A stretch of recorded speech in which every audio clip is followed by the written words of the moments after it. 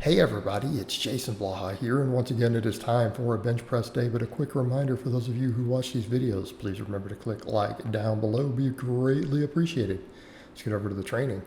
Ramped up to my training max today, did a 315s, the first one recorded, and then I went to 345 because this felt light enough. I knew I'd keep getting it, and I kind of want to establish 345 as my training max, so it's kind of my baseline for now. I would eventually, of course, like to bring that up. But my training max on the bench days is 345, and I'm trying to take really long pauses on these. So I'm trying to maintain good control, make sure everything is meet legal, and I'm trying to do long pauses, a minimum of 2 seconds, if not more. And this one was about 3. It's a 3 count there. Drove it up pretty clean. And when I'm assessing my weak links, these training maxes really let me know where I'm weakest. They let me know a lot. So what I'm doing with that, I'm realizing I just need to progress on the rep work on the benching, which means I went up 5 pounds today. Had been doing 225, went up to 230, and did my 10s. And I'm not sure, I forgot to count the final set because I finished this whole workout before I recorded. I'm not sure if on the final set I did more than 10, or I might have stopped at 10. I don't know if I got like 11 or whatever, but that's fine because again, a week or two at this next weight up, we can gain muscle off of this for weeks if we have to because it's challenging. So for everything else, I'm looking at the balance of my weak links. And I know, as much as I'm like, man, I love the pull-ups and stuff, I know rows are going to help my deadlift more. I do know, looking at my deadlifts, where my weak links are, and it really is more the middle and upper back right now. And I know that because even when I do the 585s, I can feel it. And definitely when I've hit 600 plus, I definitely know where those weak links are. But I'm like, I don't want to, if I'm going to be doing all this pulling for the shoulders and everything, I don't want to have to do a bunch of curls. I did curls for quite a while now. I feel like my biceps and stuff have grown, but really triceps are a higher priority. The triceps are going to grow from the tricep work and the progression on the benching. So really, I'm looking at where I'm weakest, and it is definitely shoulders. I feel like my shoulders are currently the weakest link in my chain on the bench. And I think the pecs themselves, even though people say, well, what about pecs? Well, they're going to grow from what I'm doing.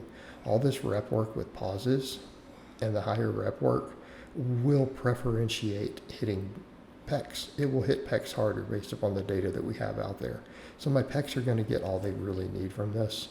So, and then I do JM presses. All right, my triceps, I feel like my triceps have caught up. I don't feel my triceps now when I'm hitting the heavy benching. When I get one that's a little slow, but once I get through the middle, the lockouts are pretty quick. The bar paths, when I do grind, the bar path for me as a coach tells me that my triceps are not limiting me anymore.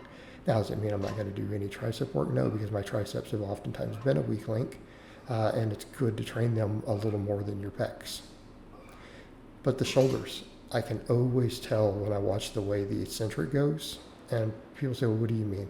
I tend to be really almost weakest off the chest.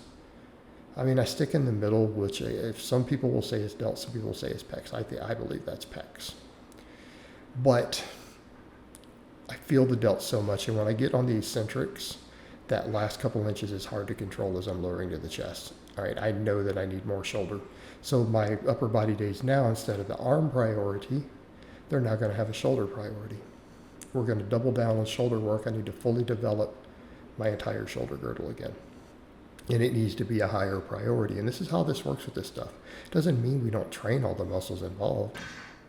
It means that we prioritize. So we want certain muscles near their absolute recovery limits if they're weak links, and other stuff gets just enough to see some good growth. And that's the idea. So when you see what I do at the end, you'll understand what I mean by shoulder bias in my training, right? We're shoulder specializing a little bit on my bench days and upper body days. So here, though, we're just doing the bent over rows. And the reason, again, going with the bent over rows, the grip training, I'm like, I've done all the different types of rows. You guys have seen me just this year. You've seen me work pull-ups, chin-ups. You've seen me work pendlay rows, dumbbell rows, seal rows.